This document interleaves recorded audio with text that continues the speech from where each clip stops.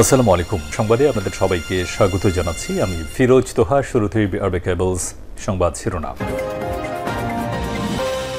বাংলাদেশের সর্বশেষ গুরুত্বপূর্ণ আপডেট সংবাদে আপনাকে স্বাগত। শুরুতেই সংবাদ শিরোনাম, পরে বিস্তারিত। শুরুতেই জানাবো, নিক্সন চৌধুরীর পরিবারের অ্যাকাউন্টে ৩,১৬২ কোটি টাকা। পদচ্যুত হয়ে দেশ থেকে পলাতক প্রধানমন্ত্রী শেখ হাসিনার নিকটাত্মীয় সাবেক সংসদ সদস্য মুজিবুর রহমান চৌধুরী ওরফে নিক্সন ও তার স্ত্রী তারিন হোসেনের ব্যাংক অ্যাকাউন্টে ৩,১৬২ কোটি টাকার তথ্য পেয়েছে দুর্নীতি দমন কমিশন দুদক। আজ রাজধানীর সেগুনবাগিচায় দুদকের কার্যালয়ে আয়োজিত এক সংবাদ সম্মেলনে সব তথ্য জানান তিনি। এরপর জানাবো, আগামী সপ্তাহে রাজনৈতিক দলগুলোর সঙ্গে সংলাপ বললেন মাহফুজ আলম। সংস্কার কমিশনগুলোর প্রতিবেদন আসার কথা রয়েছে 15ই জানুয়ারির মধ্যে। এগুলো আসলে আগামী সপ্তাহে রাজনৈতিক দলগুলো ও সামাজিক সংগঠক সব অংশীজনের সঙ্গে সংলাপ শুরু হবে বলে জানিয়েছে অন্তর্বর্তীকালীন সরকারের উপদেষ্টা মাহফুজ আলম। এদিকে বিজিবির প্রতিরোধে পিছু হটল বিএসএফ। লালমনিরহাটের পাটগ্রাম উপজেলায় আন্তর্জাতিক সীমান্ত লাইন লঙ্ঘন করে রাতের আধারে ভারতীয় সীমান্তরক্ষী বাহিনী বিএসএফের সদস্যরা সীমান্তের শূন্যরেখার মধ্যে লোহার বৈদ্যুতিক খুঁটি ও একটি বৈদ্যুতিক যন্ত্র স্থাপন করে। পরে পতাকা বৈঠকের পর বিজিবি কড়া প্রতিবাদ জানালে সেগুলো সরিয়ে নিতে বাধ্য হয়েছে ভারতীয় সীমান্তরক্ষী বাহিনী বিএসএফ। জানাবো, শরীয়তপুরে থানা ভবন থেকে ওসি লাশ উদ্ধার। শরীয়তপুরের জাজিরায় থানা ভবন থেকে ভারপ্রাপ্ত কর্মকর্তা ওসি আলামিনের ঝুলন্ত লাশ উদ্ধার করা হয়েছে আজ বৃহস্পতিবার দুপুর 1টার দিকে। জাজিরা থানা ভবনের 2য় তলায় শয়নকক্ষ থেকে এই লাশ উদ্ধার করা হয়। বিষয়টি নিশ্চিত করেছেন শরীয়তপুরের পুলিশ সুপার মোহাম্মদ নজরুল ইসলাম। এবারে জানাবো, দিনের ভোট রাতে হবে না বললেন সিইসি। এবার আর আগের মতো দিনের ভোট রাতে হবে না বলে মন্তব্য করেছেন প্রধান নির্বাচন কমিশনার এম নাসির উদ্দিন। তিনি বলেন, বাড়ি বাড়ি গিয়ে ভোটার নিবন্ধন করার বড় একটা উদ্দেশ্য হচ্ছে মানুষকে সচেতন করা। যারা বাড়িতে যাবেন ভোটারদের একটি বার্তা দিবেন যে আপনার ভোট আপনি দিতে পারবেন। এ লক্ষ্যে মানুষের মধ্যে একটা জাগরণ সৃষ্টি করতে হবে। এবং সর্বশেষ জানাবো, লস্করের বিরুদ্ধে গ্রেপ্তারি পরোয়ানা জারি। চট্টগ্রামের ব্যবসায়ী শীর্ষ ঋণখেলাপি আশিকুর রহমান লস্করকে 5 মাসের দেওয়ানি আটকাদেশ দিয়েছে আদালত। গ্র্যান্ড ট্রেডিং নামের একটি ব্যবসা প্রতিষ্ঠানের নামে ন্যাশনাল ব্যাংক খাতুনগঞ্জ শাখা থেকে 189 কোটি টাকা ঋণ নেন লস্কর। তবে তিনি ঋণ পরিশোধ না করায় তার বিরুদ্ধে এবার খেলাপি ঋণ আদায়ের মামলা দায়ের করা হয়েছে। এর পরিপ্রেক্ষিতে চট্টগ্রামের অর্থঋণ আদালতের বিচার মুজাহিদুর রহমান এ আটকাদেশ দেয়। প্রিয় দর্শক, এতক্ষণ শুনছিলেন সংবাদ শিরোনাম, এবারে বিস্তারিত। তবে তার আগে বন্ধুরা, অনুরোধ থাকবে সংবাদটিতে একটি লাইক দিন। এই চ্যানেলে আপনি নতুন হয়ে থাকলে আমাদের সংবাদটি দেখতে দেখতে চ্যানেলটি সাবস্ক্রাইব করে রাখুন, যাতে করে বন্ধুরা আমাদের পরবর্তী লেটেস্ট আপডেট সংবাদগুলো সবার আগে আপনার কাছে পৌঁছে যায়। কমেন্ট করে আপনার মূল্যবান মতামত জানিয়ে দিন আপনি বিশ্বের কোন দেশ থেকে বা বাংলাদেশের কোন স্থান থেকে আমাদের সংবাদটি দেখছেন এবং শুনছেন। এবারে বিস্তারিত। নিক্সন চৌধুরীর পরিবারের অ্যাকাউন্টে ৩,১৬২ কোটি টাকা।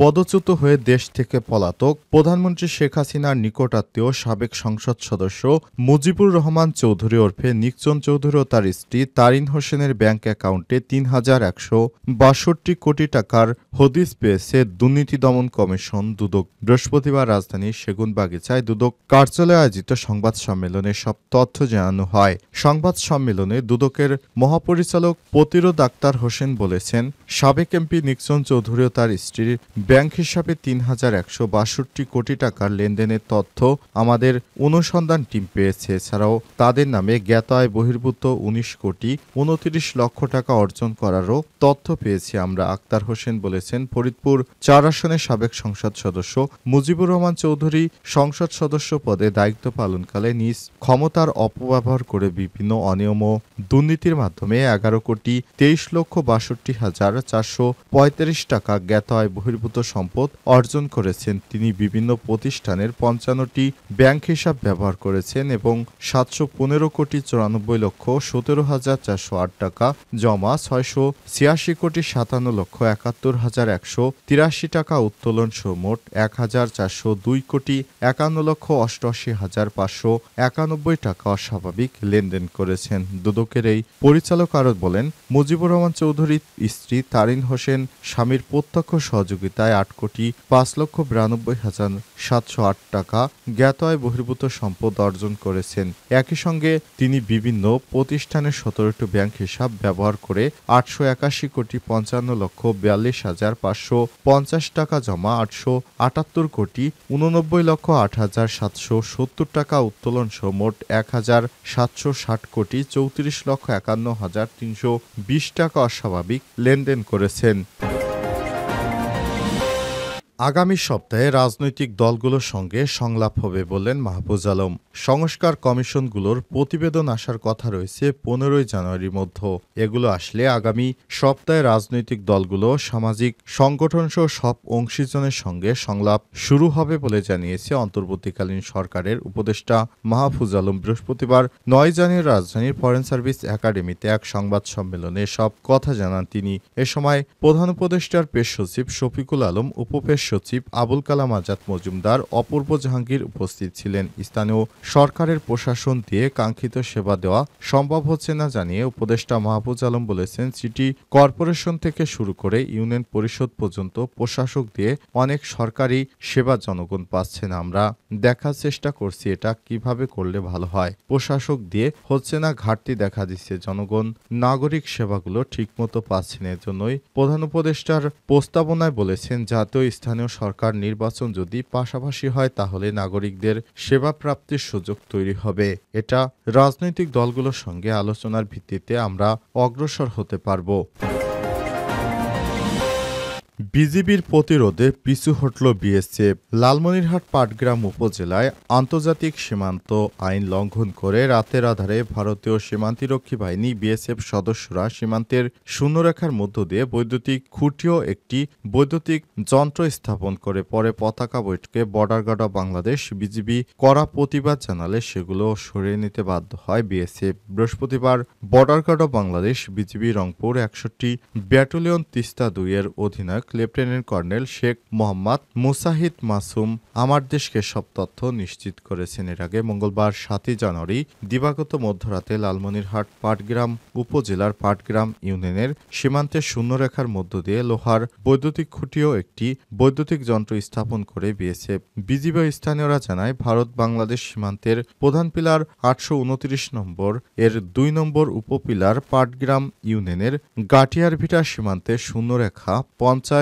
গজ অভ্যন্তরে রাতে ভারতের পশ্চিমবঙ্গের কুচবিহার জেলার বিএসএফ এর 98 ব্যাটালিয়নের ফুল কাডাবরি ক্যাম্পের বিএসএফ সদস্যরা সে দেশের নির্মাণ শ্রমিকদের নিয়ে বৈদ্যুতিক খুঁটি ও বৈদ্যুতিক যন্ত্র স্থাপন করে। পরদিন ঘটনাস্থলে গিয়ে চাষাবাদ করতে যাওয়া কৃষকেরা বিষয়টি দেখতে পেয়ে বিজিবিকে খবর দেয়। বিজিবি বিএসএফ এর নিকট তীব্র প্রতিবাদ জানিয়ে দ্রুত বৈদ্যুতিক খুঁটি ও যন্ত্র সরিয়ে নিতে বলে এবং পতাকা বৈঠকের আহ্বান জানিয়ে চিঠি দেয়। পরবর্তী ওই সীমান্তে পয়েন্টে বুধবার সন্ধ্যায় বিএসএফ এর এবং বিজিবির মধ্যে কোম্পানি কমান্ডার পর্যায়ের পতাকা বৈঠক অনুষ্ঠিত হয়। প্রায় 20 মিনিট স্থায়ী বৈঠকে ভারতের পক্ষে 6 জন বিএসএফ এর বিভিন্ন পর্যায়ের কর্মকর্তাদের নেতৃত্ব দেন ইন্সপেক্টর জিতেন্দ্র সিং, আর বাংলাদেশের পক্ষে 6 জনের নেতৃত্ব দেন সুবেদার মাহবুবুর রহমান। বৈঠকে কোনো কিছু না জানিয়ে রাতের আধারে শূন্যরেখার মধ্যে খুঁটি ও যন্ত্র স্থাপন করার প্রতিবাদ জানায় বিজিবি। বিএসএফকে শূন্যরেখার মধ্যে কোনো কিছু নির্মাণ বা স্থাপনে আন্তর্জাতিক সীমান্ত আইন মেনে চলার আহ্বান জানায় বিজিবি। নির্মিত খুঁটি ও যন্ত্র সরিয়ে নিতে আহ্বান জানালে স্থাপিত যন্ত্র খুঁটি সরিয়ে নেয় BSF. Border guard of Bangladesh BGB Rangpur battalion Teesta 2 এর অধিনায়ক লেফটেন্যান্ট কর্নেল শেখ মোহাম্মদ মুসাহিদ মাসুম বলেছেন, বিএসএফ জানিয়েছে তাদের চা বাগানে বিভিন্ন ধরনের ক্ষতি হয়, এজন্য যন্ত্র খুঁটি স্থাপন করেছিল। আমরা স্পষ্ট জানিয়েছি, শূন্যরেখার মধ্যে আন্তর্জাতিক আইন ও চুক্তি অনুযায়ী কোনো কিছুই স্থাপন করার সুযোগ নেই, না জানিয়ে করা যাবে না। এ নিয়ে কোম্পানি কমান্ডার পর্যায়ে পতাকা বৈঠক হয়েছে, তারা নির্মিত স্থাপনা সরিয়ে নিয়েছে। শরীয়তপুরে থানা ভবন থেকে ওসি লাশ উদ্ধার। শরীয়তপুরের জাজিরায় থানা ভবন থেকে ভারপ্রাপ্ত কর্মকর্তা ওসি আলামিনের ঝুলন্ত লাশ উদ্ধার করা হয়েছে। বৃহস্পতিবার দুপুর 1টার দিকে জাজিরা থানা ভবনের 2য় তলায় শয়নকক্ষ থেকে এই লাশ উদ্ধার করা হয়। বিষয়টি নিশ্চিত করেছেন শরীয়তপুরের police super Nazrul Islam. Police lines হাসপাতালের চিকিৎসকরা ডাক্তার মনিরুল ইসলাম জানান, প্রাথমিকভাবে ধারণা করা হচ্ছে উনি ওসি অর্থাৎ আলামিন আত্মহত্যা করেছেন, তবে ময়নাতদন্তের পর প্রকৃত কারণ জানা যাবে। শরীয়তপুর পুলিশ সুপার মোহাম্মদ নজরুল ইসলাম বলেন, দুপুর 1টার দিকে জাজিরা থানা ওসি তদন্ত আমাকে বিষয়টি অবগত করেছে। সাথে থাকা আমি জেলা প্রশাসক মোহাম্মদ আশরাফ উদ্দিন সহ ম্যাজিস্ট্রেট গিয়ে ঘটনাস্থলে যাই। আমাদের উপস্থিতিতে মরদেহ উদ্ধার করে সুরতহাল প্রতিবেদন তৈরি করা হয়। পরবর্তী ময়নাতদন্ত ফরেনসিক পরীক্ষার জন্য মরদেহ ঢাকা মেডিকেল কলেজ হাসপাতালে পাঠানো হবে। বিশেষজ্ঞ টিম মরদেহ পরীক্ষা নিরীক্ষা করে প্রতিবেদন দিবে। প্রাথমিকভাবে ধারণা করা হচ্ছে তিনি আত্মহত্যা করেছেন। ময়নাতদন্তের পর মৃত্যুর প্রকৃত কারণ জানা যাবে।